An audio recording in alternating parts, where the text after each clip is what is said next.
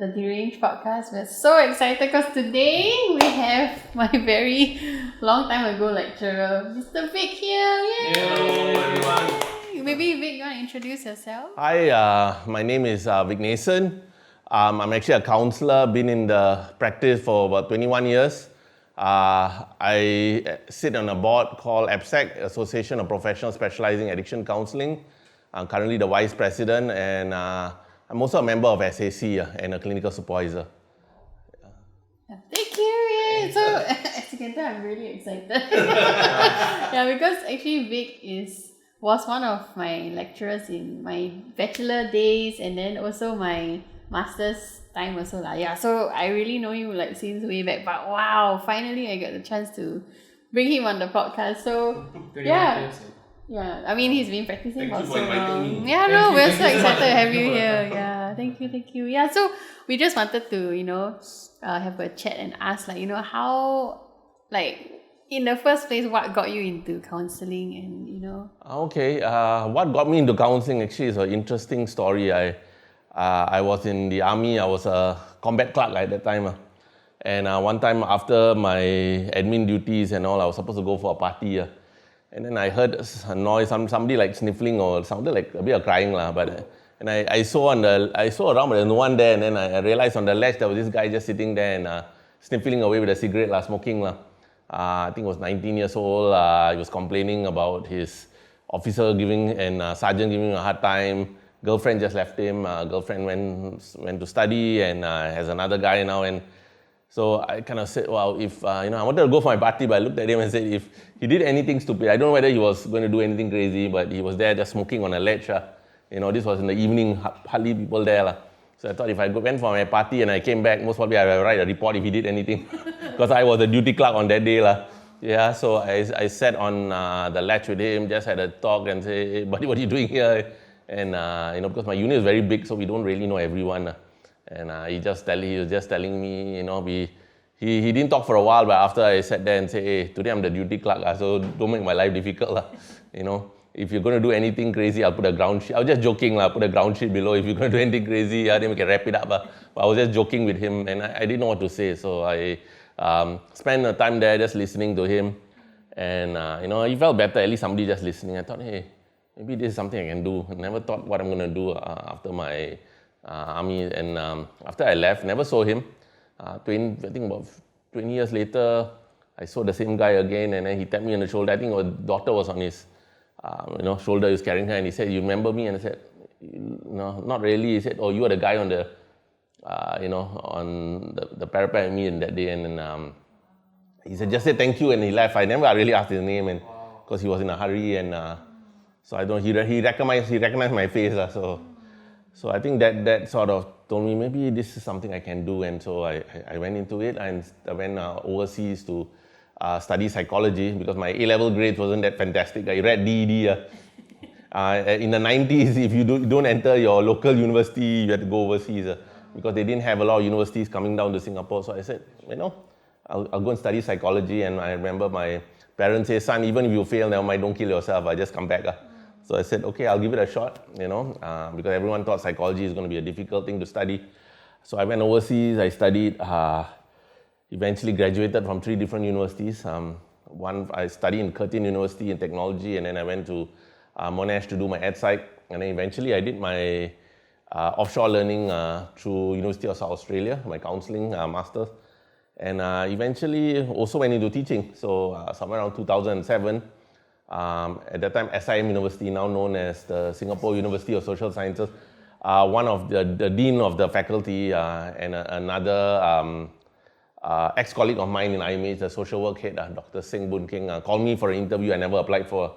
So I went there and said, they said, we want to consider you for teaching, and we heard a lot about you and your training, and you were recommended highly. And I said, do you get the right Vic? I have no teaching experience, almost zero. You sure you want to trust me with students? And they said, just give it a try, And so we spoke, and they asked me to present something in 5 minutes, and I did. And they said, you're hired. And that was the early days when SIM University was forming. They're going to offer their own counselling degrees. And so I went into group counselling with another colleague of mine. And I also taught addictions. That was my other area. And on rare occasions when other lecturers were busy or there was problems, I even taught ethics, a very boring topic. But and after that, ECTA Swinburne also called me because they needed to find, they desperately wanted to find another lecturer. Their other lecturer had gone to another university and was managing that. So I ended up helping them. And so now, I have a good relationship with ECTA Swinburne University and also SUSS. And I didn't teach in SUSS for a short while, but now I'm called back to teach the master's program as well. So I thought, I guess I'm still valued. Of course, yeah. So I came back to teach, and I never thought, from talking to the guy on the roof to this day that I'll be teaching and doing a lot of training and working in this field to help those with problems. Wow. Yeah. Wow. Oh, wait. You're addiction expert. I would say my area of specialty, I don't want to use the word expert, but my area of specialty is addictions and group therapy and in general counseling, I would say. But of course, I do know that there are a lot of other real experts out there who are very specialized in the area. So I chose to specialize more into the area of addictions. That's also another story. I worked in Family Service Center, 1999 to 2002, Sinda Family Service Center. And at that time, I didn't know much about addictions, and I had a lot of families I was working with, and whatever the cat dragged in, I had to see them, family problem, kids problems, all kinds of other problems. And I found that with those with addiction issues, I struggled with them because I didn't know much about addictions. I had my own biases, and I thought I better sort this out. The counter-transference for those with alcohol problems or drug problems was quite strong. And so I read out about addictions and started learning more, and the more I learned about it, the more I liked it. And then in early 2003, or actually late 2002, I applied for a job in addiction facility, and I got picked. So I was lucky, and I've been working in the addiction fields since then. Well, I don't know. It must be quite tough to do like addictions work, right? I mean, because like the people that you see, they might not be willing to seek help in the first place. I don't know. I think it's tough, but like all other mental health issues, serious mental health issues, every area has its own challenges. The guys that I do work with, many of them in society, there are certain biases people have against them. These are good for nothing, greedy people, they have moral issues. But people develop addictions for various reasons. Some to escape from problems, some go through traumatic events to cope. They use substances or gambling, and others, just to numb themselves emotionally. So the more I get to understand this population, the more I liked it, and I wanted to continue to work in this area and also work with the families.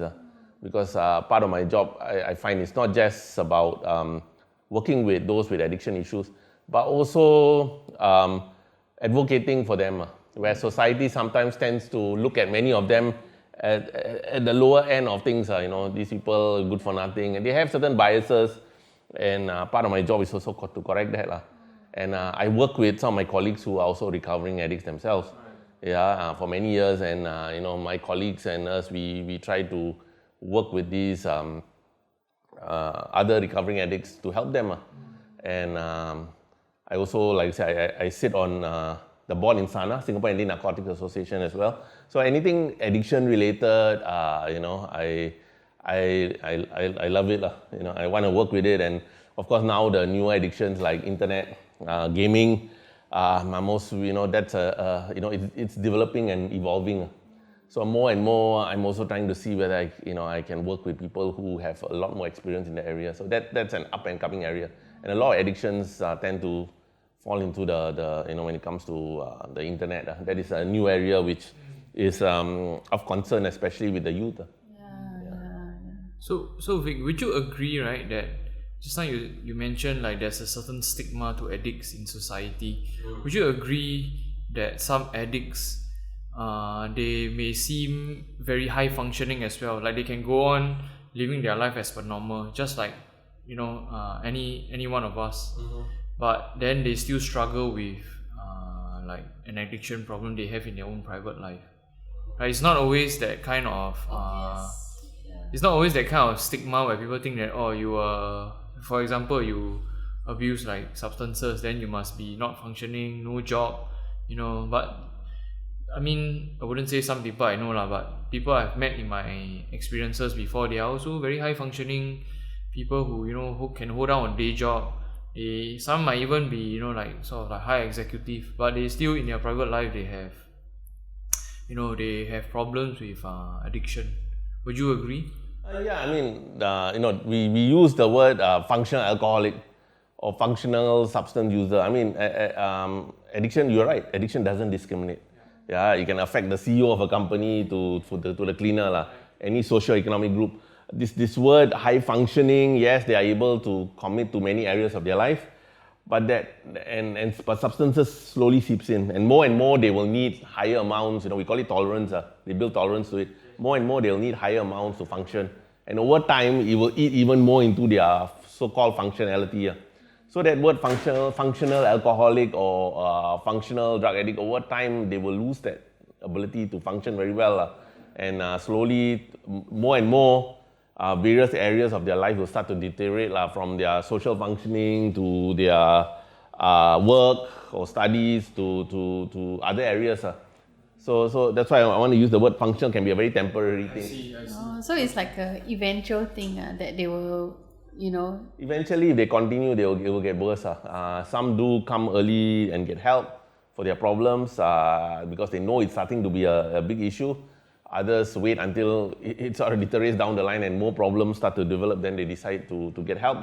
And others may end up in the hospital or the emergency room for an overdose, or they may get into something serious like accident and then decide, I better do something about this. But the earlier, of course, they come for treatment, the better.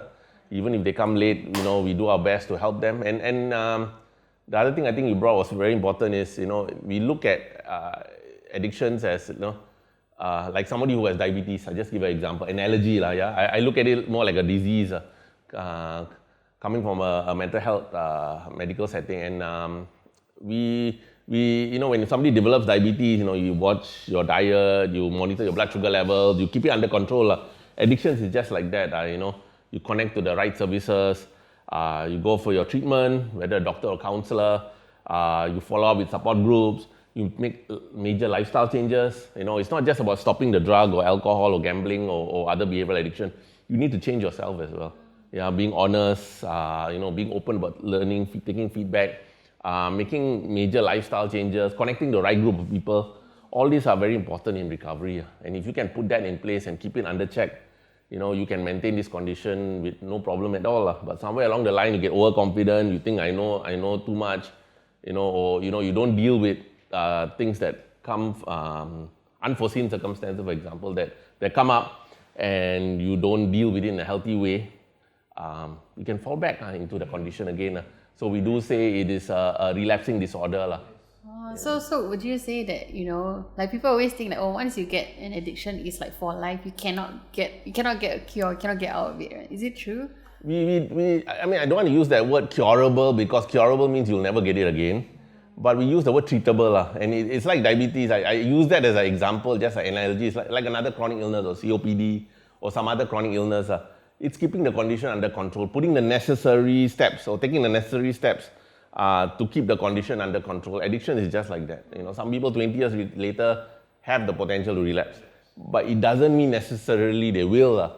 Because if you are able to tap on support systems like support groups, for example, Alcohol Anonymous, Narcotics Anonymous, some other counseling run addiction groups, you are able to tap on resources in the community, or even places that offer addiction treatment like We Care Community Services, SANA, and many other agencies that are coming up. Even Rotary FSC, Clementi, they have a Soberize program. So there are many new agencies wanting to work with people with addiction problems. Some work more with alcohol, some work more with drugs, and places like We Care, for example, they work with all addictions.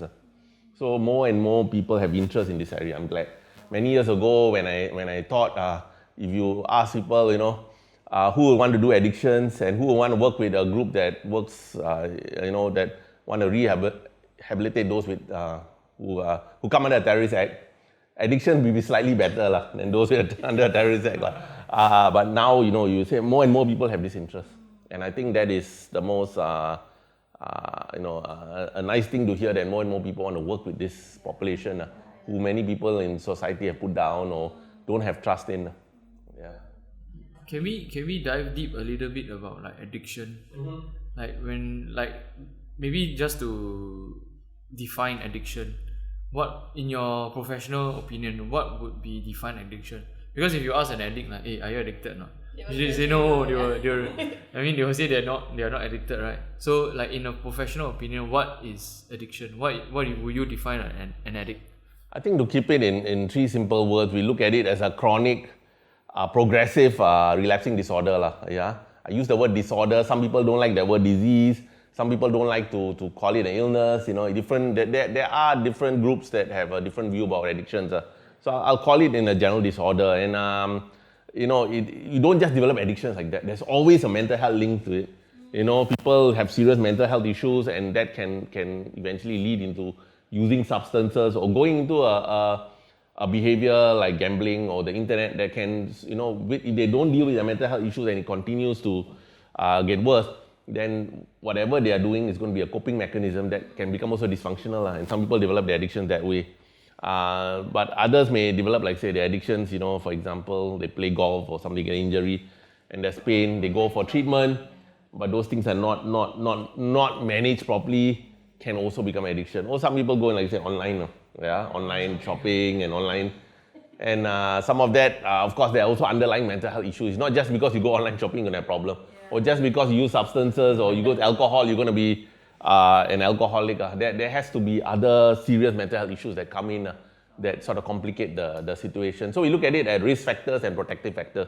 The more protective factors you have, like good mentor, connecting to right resources, dealing with your health issues in a healthy way, having the right group of friends, learning self-talk and telling yourself, some things I need to ease a bit, the better. The more risk factors you have, genetics, parents have addiction problems or mental health problems.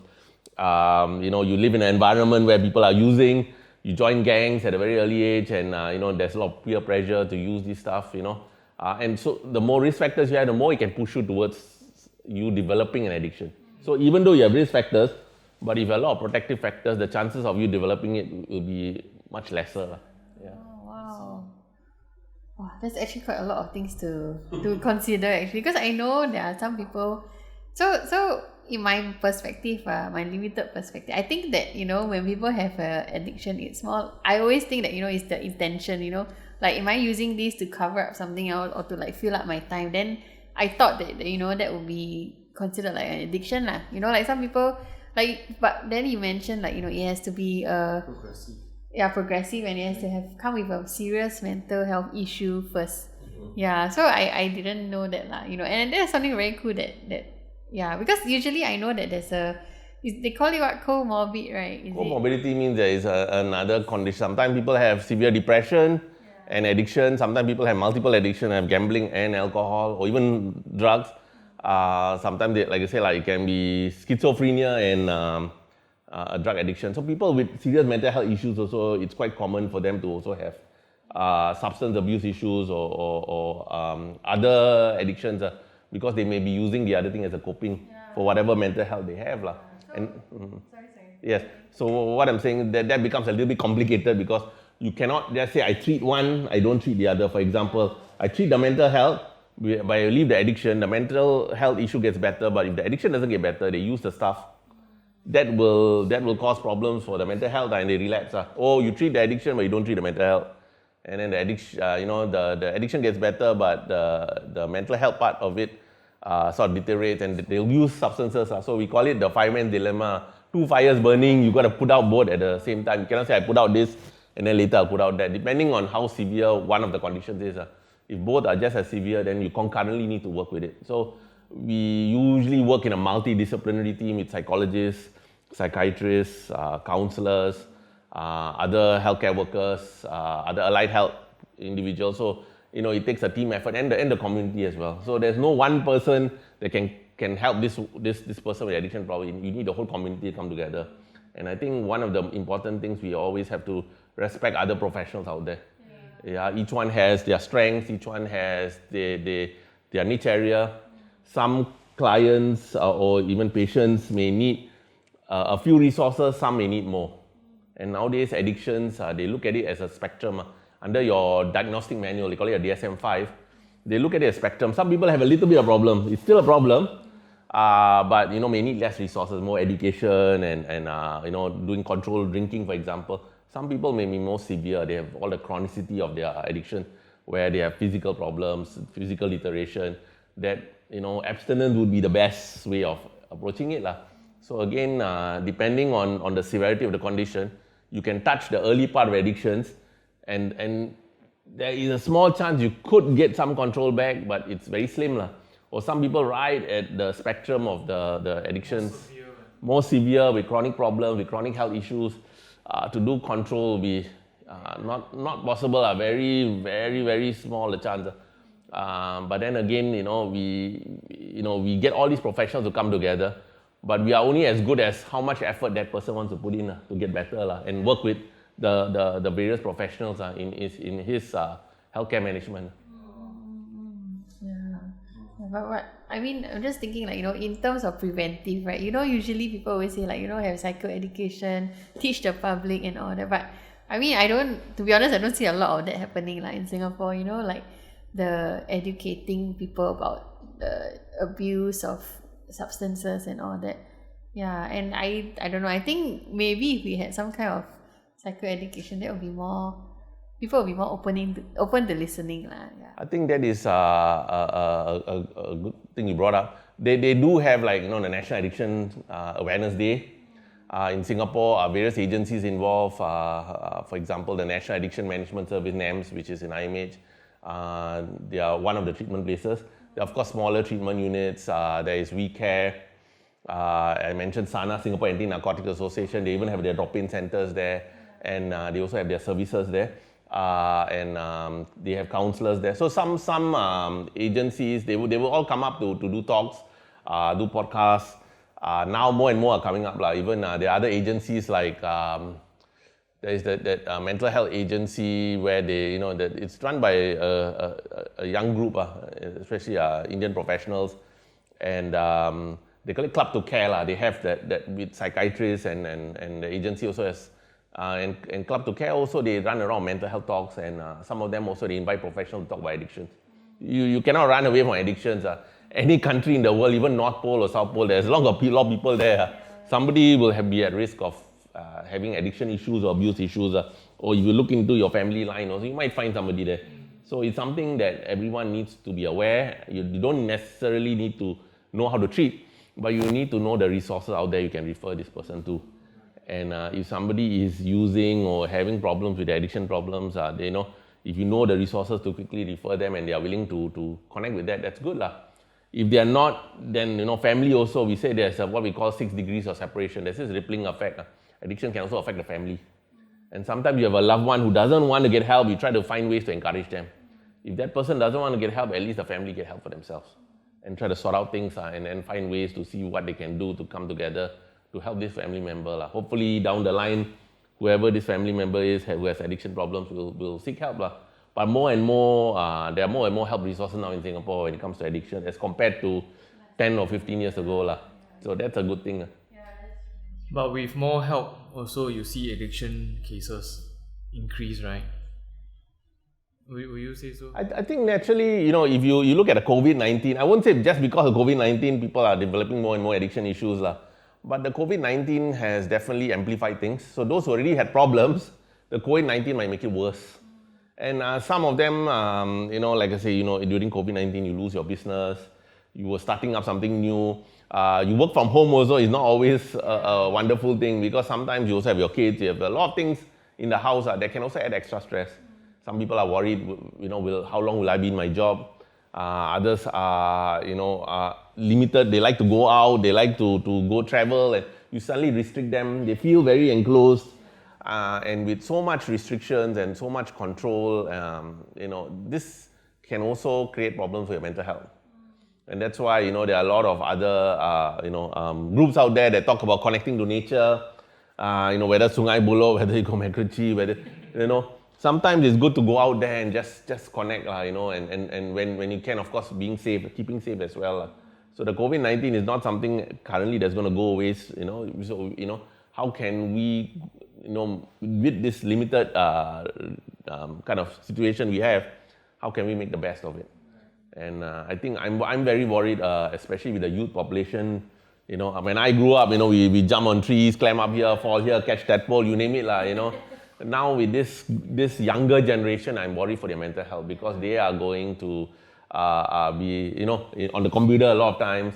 The way their world is more concrete jungle than natural beauty. Parenting has changed also over the years. Parents are also busy working. So all these things are going to add on. If it's already stressful for adults, I wonder for the kids how. Yeah, more for kids. So that's constantly being bombarded by games, peer pressure, internet, and pornography.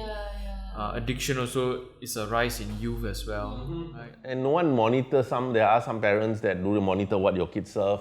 They don't just give the devices, but there's also that responsibility, and they say, look, I love you, I'm going to check on you here and there because you're still young. There are a lot of unsavory characters out there on the internet you can access. And this is this last 20 years, people can broadcast themselves on the internet without having to go to a professional studio. You make a fool of yourself, maybe in a local TV station here, maybe some people will know within Singapore.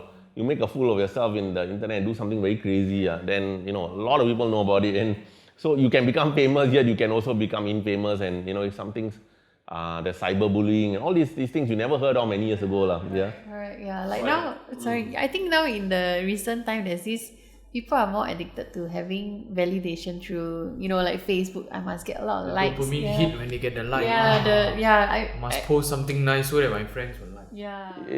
That's a phenomenon, like in gambling, we call it intermittent reinforcement or variable reinforcement. In between, you are getting something good. So, for example, when you gamble, even when you're losing, a lot of gamblers who with problems have won very big before. And of course, yes, part of gambling, you'll win and lose. But the problem is because in between you're winning, even when you're losing, you anticipate it's a matter of time before I win big again. And some of them will think, even if I lose heavy, it's a matter of time before I win big and all this will be settled. But what most people don't understand, especially those with serious problem gambling issues, is the amount of wins they have is small, the amount of losses they have is very big. Yeah. The same thing applies to the computer. We call it a variable reinforcement or intermittent reinforcement, because in between you're getting likes. The internet speeds are going faster and faster and faster. So in between you're checking your phone. Some people, they call it the phantom ring. You think something is coming there, you check. Because you're constantly getting a lot of your self-esteem and how people view you through Snapchat, Instagram, you can filter your stuff. And all that is reinforcing a lot of things that are not so good. Yeah? Your self-image is tied to how people think about you on the internet. Yeah? And especially with teenagers, the brain is still developing. The frontal lobe only fully develops around 24, 25. They are susceptible to all these kind of things that come through the net, who gives them likes, who says certain good comments. But also, they also meet, like I say, unsavory people on the net, there are people, predators there also, who take advantage of them, blackmail them. So I think a lot of times, parents also, you don't just give the device, you need to check on it. You don't use those devices as a pseudo-parent, because a lot of parents use it as pseudo-parent. Later when there's a problem, then they go to the counsellor or the practitioner to go and sort it out. All this you should have done earlier. Build a relationship with your kids. Go out with your kids. You have kids, your responsibility is to do as much as you can to build a relationship with them. Yeah? Don't just give the devices to pacify them. And we do it sometimes. Yeah, even I do it. But we try to minimize as much as we can and try to spend as much time as we can with our kids, especially during the COVID-19 period. Yeah, because for us, we usually see people. Nowadays, you go into the train, everybody's just looking down at their phone, and there's a constant need for validation. And then when they don't, then they start questioning themselves, what's wrong with me? Why people never today only 20 likes, So it's even adults do that. Yeah, actually, even adults do that. Even after their brain has been fully developed, they still have that crave for likes and validation. Yeah. So it's very interesting because I think he was saying something, it becomes like a dopamine hit, that kind of thing. So it's very addictive for them. Yeah. I think it gives that reinforcement, that positive reinforcement. But the thing is, just imagine if somebody who doesn't have serious mental health issues is affected by that. Just imagine those with serious mental health issues, even worse, and I think these things that you get, likes, and some of it, people just put likes. Some they really like your stuff, others they just do it for the heck of it, Yeah, because all these are, if you, there's a very good documentary, it's called The Social Dilemma. I don't know whether you've seen that, And that of course shows a very extreme view of how social media is. I don't want to say social media is bad, or that takes a very extreme view. So you want to see in a very balanced view, they're good and bad about it. It's a wonderful thing, social media. It's saved so many lives. It's done wonders for a lot of us. But it also brings its own set of problems, depending which end of the stick you get. So I think it's important to have a balance of everything in there. Even if you have kids, adults, go out there, mix with friends, try to connect with people. Don't always spend your time on the phone all the time, on the internet or the tablet. And people are also getting, I won't say we are getting lazier, but things are getting too convenient. So, your Grab, food, and your other, you just ordering, and people are not exercising. I mean, for me, I like to go to the gym. I stopped going to the gym for a while because now everything you have to book. So, it's very lazy. So, but that also brings, your endorphins get kicked in. Your body has so many other chemicals. Not just your dopamines, your endorphins, your adrenaline, and when you exercise, all these chemicals are also being regulated and they are activated. And you need that. You cannot just scoop yourself at home. And the interesting part, a lot of American teenagers are from some of the research, they're becoming less sexually active. They are becoming more cooped up at home. Many of them not going out there and working or making friends. Many of them, they come together, everyone's got a laptop, they're talking to each other on a laptop, SMS. Even that happens in school now. In back when I was working in a school, I go into the canteen, everybody just one table, They allow phones. Only during recess time. So recess time, everybody's just I must finish my game, and then they sit together and use game. I'm like, nobody's talking, and it's so sad. That's the sad part, where we talk with friends and I guess also depends different generations also, working from home. And in my generation, I'm not in the millennials, I'm before that, but so that reveals my age a bit. But my generation, we don't like to stay home cooped up. You need to go out there, meet your friends. I'm not the kind of guy who will say I love work from home because I like to be mingling my colleagues. I like to talk. But some people enjoy their, I'm comfortable, my chair, nice place, cozy. Give me my hot coffee, sit there. You don't disturb me. You give me my targets, okay? And more millennials and later generations after that want to work from home. Some jobs, yes, you can. Other jobs, it may be a bit tricky. So a lot of things are also changing. Zoom and all the other devices, while good, can also bring along fatigue, depression. So, long cabin fever, compartment syndrome, deep vein thrombosis where your blood circulation is affected. So all these things, can add up to our mental health as well. Your physical health is, you cannot separate physical health and mental health. They're all connected. There's no such thing as, we just talk about physical health, don't talk about mental health. They all come from one body. So I cannot go to a mechanic and say, hey, let's say if the engine is your mental health, your brain, and the rest of the car is your physical. I cannot say, hey, don't talk about the engine, just talk about the rest of the other car. But they're all interconnected. If one screws up, the other screws up. You get sick, it affects your mental health. Your mental health not well, it also affects you physically. So we have to stop separating that. And why do people always talk about their physical health? Hey, I went for this operation. Hey, I know where this doctor is. Hey, these cardiologists are very good. You ask them mental health, where do you see a counsellor? Where do I find a mental health professional? Or you talk about mental health, you say, keep quiet. Your whole neighborhood cannot hear because it will be a big taboo. But where you got your operation in your scar, your whole neighborhood will know. Why can't mental health issues be treated like physical health issues?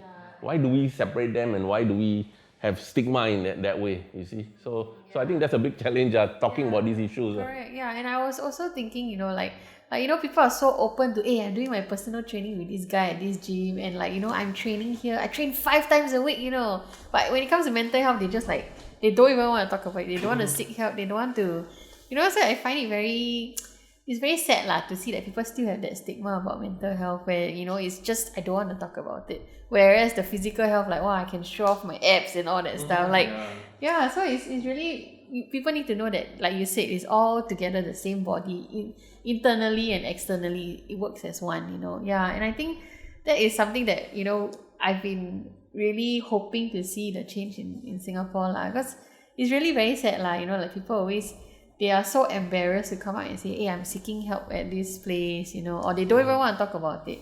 Yeah. It is still not it's not a cool thing. Like in some countries, you say, I'm seeing a therapist, say, well, cool, man. That's a hip thing, But in Singapore, in Asian countries, I think it's going to take time. But more and more people are coming out to say, look, mental health is quite normal. Yeah. We all go through mental health challenges in our life, It doesn't mean, that word mental health can mean a lot of things. It can mean sometimes you get depressed, somebody in your family passes away, or suddenly there are a lot of stresses in your job, or that can also add stress to your life and also affect your mental health. So there's people with mild mental health issues or moderate, but there's people with more severe one. Yeah. Some of them may require to go to seek help in IMH and a medical facility. Others, you can be treated in a community. Yeah, you can see a social service counsellor, a social worker, or other helping professionals, psychotherapists, and some may require meds. So I don't want to say that, you go and see a medical professional, a mental health professional, a psychiatrist, just taking meds is only one part of the equation. You also need counselling. You also that individual also needs to take the effort to connect with society. Go to a gym maybe if they like it, find things that they like, and connect with that. So there must be a combination of things. We need that combination. We cannot just say one thing and then depend on that, because even meds, some of the meds can become addictive. So you've got to be very careful with meds. So addiction doesn't just mean illicit drugs, it can also mean prescribed drugs. If misused, some of these prescribed medication can be addictive and can cause problems. So that's why we always talk about balance. Right. Long-term usage can cause problems. Yeah. So why can't we bring a gym instructor in? Why can't we bring other people in? It's not just in a medical health it's one group of people. But there's also a bigger society of other people who can also help with your mental health, like I say, a gym instructor or whoever is teaching you other activities out there, boating or canoeing or just going out in nature and doing holistic kind of stuff. There's so much greenery. I wish there was more. Singapore has changed over the years from the 70s, to the late 70s for me playing, in somewhere near Macritchie and. I stay very near Pierce Reservoir, and I used to go and catch tadpole and climb on trees. I used to play with my friends. My mom won't look for me until after 7 o'clock. Then everyone and every neighbor knew each other. I say, hey, where's my son? Oh, he's down there eating his house. But we don't have that anymore. Things have changed. Funny you say that. Like last time, even for us growing up, right? When we don't have mobile phone. When we want to call our friends, we have to go through all their family members. You actually know your friends' mom, dad, siblings, right? You call. If not, your friend pick up, you have to, hello, auntie, can I speak to so and so, please? So you actually get to know their family members, even though it's for, And everyone knows each other. You're right. Everyone knows each other very well. And the whole neighborhood know each other.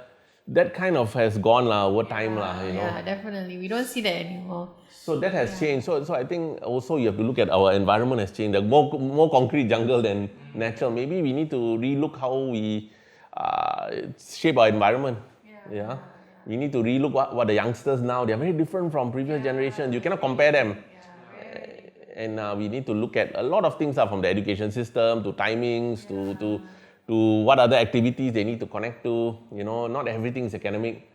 Yeah, some things also you need to have a balance of outside life and I hope people are also graded for that the other activities, you look at their talents and so all this can affect your mental health, and I think people have to understand more and more with the COVID-19 and the current situation, it will be normal to see a spike or increase.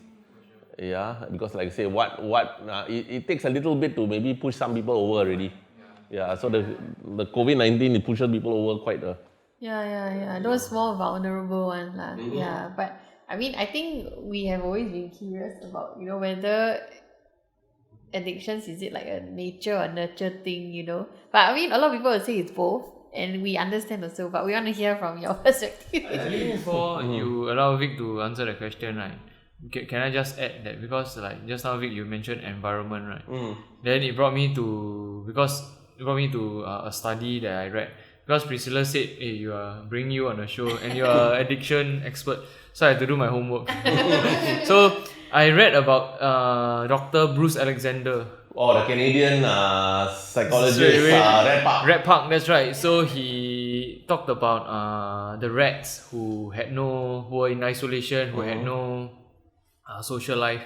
They were given 2 bottles of water to drink, right? One was heroin laced and the other was just normal water. Yeah, maybe you just go ahead. You're the expert. Take it away. Okay, I think in one of the articles I wrote, I think for Temasek Foundation, I did mention about Red Park, and Red Park talks about environment, and Dr. Bruce Alexandra in one of his experiments, he couldn't replicate it as well. He talked about when you put rats in cages and they put water and drugs, the rat kept on going to the heroin and eventually he died overdose. But what that past experiments didn't take into consideration was there was only the cage and the rat there. The rat couldn't interact, the rat couldn't have fun, the rat couldn't go and do other stuff. So he created something called Rat Park, a haven for rats, so that they could jump in the balls, have sex with other rats, have fun, And what he found was, even though the rat drank the heroin water, he didn't drink that much, and he drank more of the normal water, and he didn't need to drink that heroin water. So what he's trying to say is society also, some people are more at risk. Environmental issue, they are put in cages. And these cages, if they don't have other things to do, then their relationships will be more with drugs to cope. Because they are in these cages. If you release them from their cages, they can connect with society, they can do a lot of other things. Then less and less, when they have relationship with other things around them, they will have less and less relationship with the drugs or the sexual activity or the gambling. So his experiment, he tried to use the Vietnam War as an example. People who left after they came back to America after the Vietnam War, they didn't become addicts. Some did, but others didn't. But in that environment, people don't know when they're gonna die or get shot, and out of that fear, also they use drugs to numb themselves. So he used that as an example of real life example.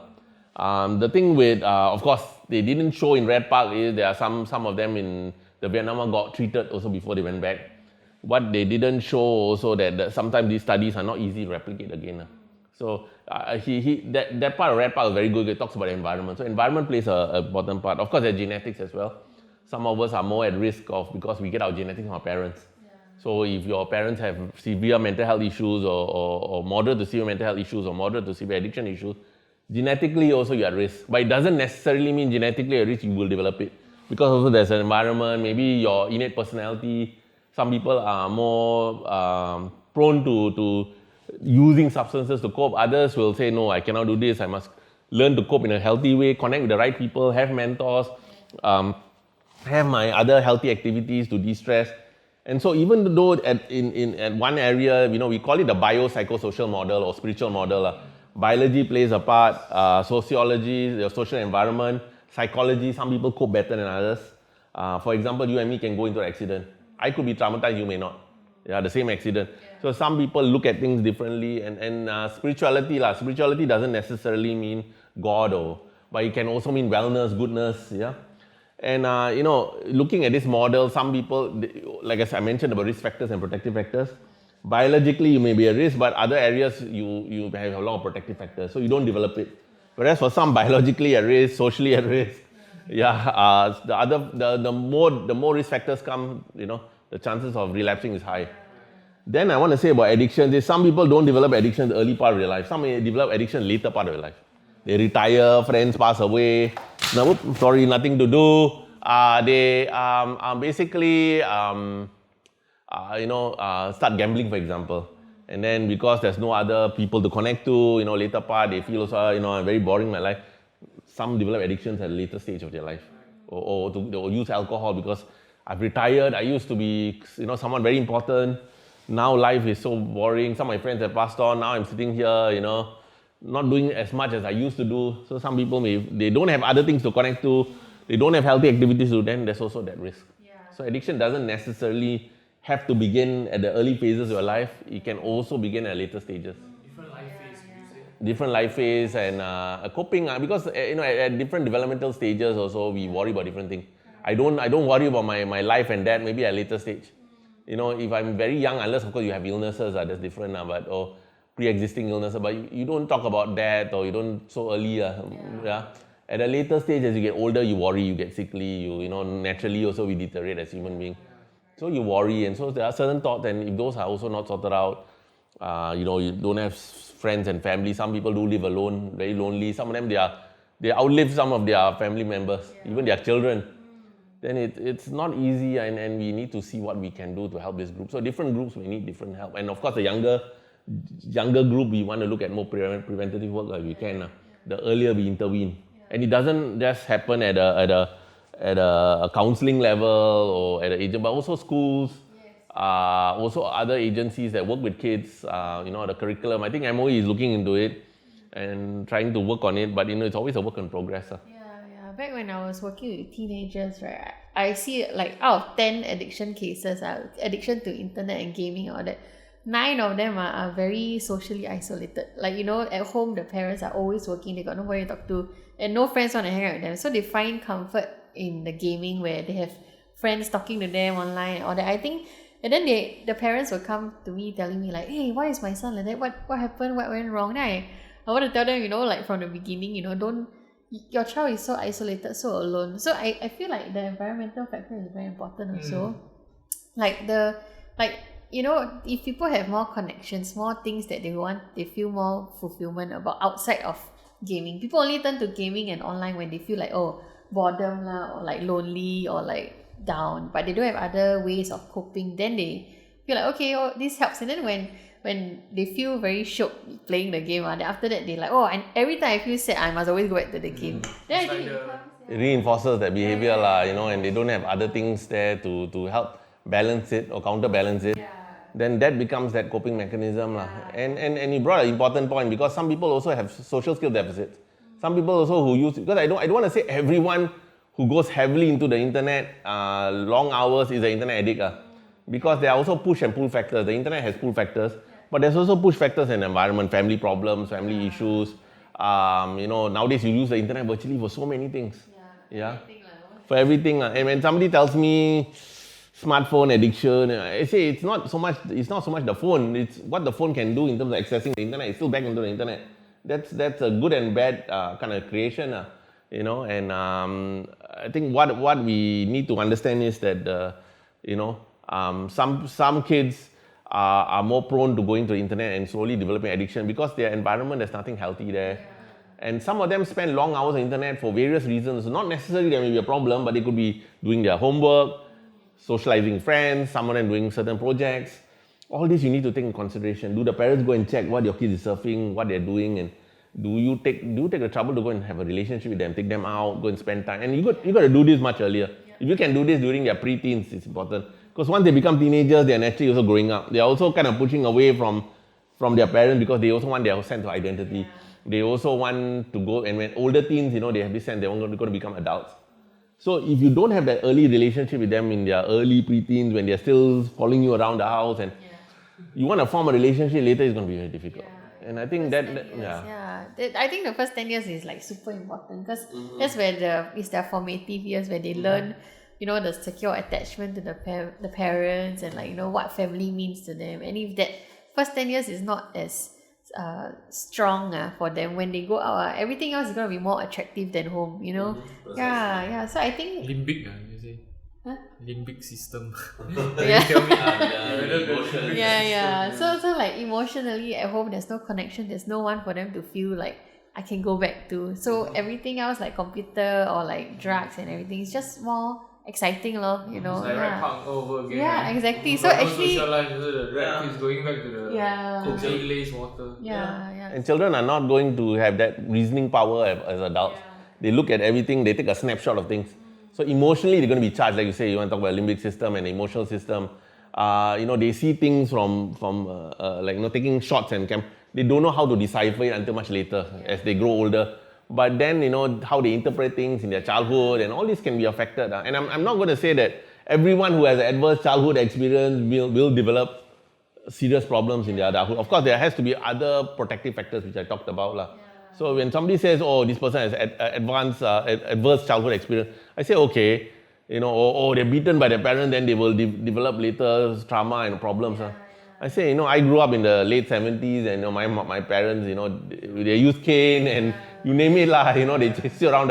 they scold you, and you go to the teacher says your son not doing well, say, oh, you don't do well, they'll cane him some more, But that's a different kind of parenting, but they also had a balance. They loved you, they cared for you, they did other things for you, you did. So there's also a sense of discipline then, but there's also a balance of other things. So it's not just purely abusing the kid and not doing other things. So I think that balance needs to be there.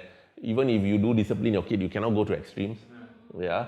So I don't want to say one theory works for kids, and different kids are different. Each one, some kids are more disciplined, some kids are a bit more timid, some kids are, a lot of things up their sleeve. It's just part of being a kid, So some, the parenting, you need to modify it a bit to deal with that particular kid, as individuals. Yeah, actually talking about adverse childhood experiences, I mean, I've always been very interested in that study, the ACEs, and then I'm just very curious, like in Singapore, do the doctors actually, or psychologists, do they do the questionnaire with the... I think it depends. Most of them who are into this, they would have their tools, and screening tools are guides that gives you a little bit of to see where this person, and tools help, but tools shouldn't be the only thing you depend on. As practitioners in this field, you also need your skills. So if you're only just giving tools and very rigid in that way, to me that's going to be sad. You need to also, what do I do with it? Okay, I know the result now, what do I do with it? How do I connect with the family? How do I interpret the data that is on there in a palatable way for family? Because you do certain tests and all that, you cannot just directly from paper go and interpret. You need to also understand how to put it across. Tell them that, okay, there are some things that shows on paper, but then again, this is just giving a very, very faint idea what it is. It's not definite means on paper means it's bad. And somebody also, if you look at a client, on paper doesn't look good. But human beings will amaze you sometimes. They will do things when, and some people on paper looks good but don't turn out well in terms of practicality. So paper is always a guide, but needs also your skills as a therapist to connect with someone, to give information to someone about whatever you have on paper. How do I do it in a nice way without scaring people? Just like, when we train doctors and all on counseling skills, on bedside manners and all that, you don't tell the patient just like that, oh, you have this problem, and, you just bombard them. How do you deliver information in a palatable way? Or for example, somebody has diabetes and they discover they have diabetes. How do you tell them in a way that, hey, okay, you have this condition, but don't worry so much. There are also other things that can counterbalance it. Instead of saying you have this, it's very bad, and and then auntie say, oh, I cannot go for my buffet, I cannot eat all the, you don't give the information properly, you don't regulate it, you don't package it, you don't highlight good and bad, you don't normalize some things. That person is going to have that extreme thinking, and the more they're going to be resistant to making changes. So I always say, with change, and you also need to build a relationship with them, and don't bombard them with information. Ask them a little bit, and ask them, do you understand what I just said? And sometimes when they are shocked, they just heard the information, give them some time to process things. Don't jump in to give more information. Because, just hearing the news that I have a certain condition is already, they're in shock. So we have to give them time to process it. The problem is, there are a few practitioners, they care for the patient, but the way they deliver it, not the best way to do it. So they can improve, and that's part of it also, being a professional. Can you be a healer even before giving the medicine? Why do you go to your GP, for example, that you're comfortable with? Besides him giving you meds, or because you trust him with things, and even you got serious condition, the first thing that most people go to is their GP. I have this condition, because you trust this person, you got a relationship, he knows your family history, he knows you very well. And I think that's the important thing, that you have that relationship with them to guide you. But other doctors also need that to make you feel safe, to know that you have a serious condition, but also tell you in a nice way that these things nowadays with technology, or these things can be sorted out, and there are also these methods we can try. Don't stop from doing certain things that you usually do, but of course you need to make some lifestyle adjustments. So I think that's important. So counseling is not left to the realm of counselors or therapists. Whether you're a doctor, you are even in gym instructor, or even you are other professionals out there, you need some level of engagement skills and relationship. That goes a long way. So Vic, we are actually running out of time. So thanks for answering a lot of questions. Even before I asked, you already actually answered them. It's only the rat park study that I wanted to bring out. So maybe to close, is there any last words or any advice you would give people who are struggling with addiction problem that they are not brave enough to step out? Know that there's a lot of help. There are a lot of helplines. And even if you're not ready to walk into a addiction facility, I mean, no one wakes up in the morning and says, today, fantastic day, I'll come and see Vic. It's already very difficult to come see me. But there are addiction helplines and there are resources that the government has given. They can just call the helpline. There are helpline counsellors as well, can engage them. And so maybe go and read up. Maybe family members can say, I'll come with you as well. Is it okay? And give you that moral support. Yeah. It's not easy. I know no one walks into an emergency room or addiction facility just like that. But with the right encouragement, and even if they engage some of the social service agencies first, and depends on their severity as well. In some addiction problems can be sorted out in the social service agencies. Some they may need acute treatment first, and then they can go back to the social service agencies. So again, there are so many options. There are so many professionals out there. Read up a bit, go to the internet, go and look up and talk to another professional on whether online or over the phone. Get the information, and I'm sure with time you know that these things are normal. Even CEOs of companies come for addiction problems, and very famous people do come for addiction problems as well. Yeah, so it doesn't discriminate, and it is a treatable condition. Yeah, just like any mental health condition, it is treatable. Wow, thank you for sharing that. And Thank you so much, Vic. thank you so much for coming onto this podcast with us. We really learned so much from just our conversation talking about all this. Thank you so much. Thank you for inviting me. I mean it's nice. I rarely ever do podcasts. So. Like a natural. You're a natural. So thank you so much. Thank you. So you stay tuned for the next few episodes because we'll be inviting more people. And if you want to look for Vic, you can always let me know that I'll transfer you to him. So thank you so much. Thank you, Vic. Thank you. This was a good one. Take care.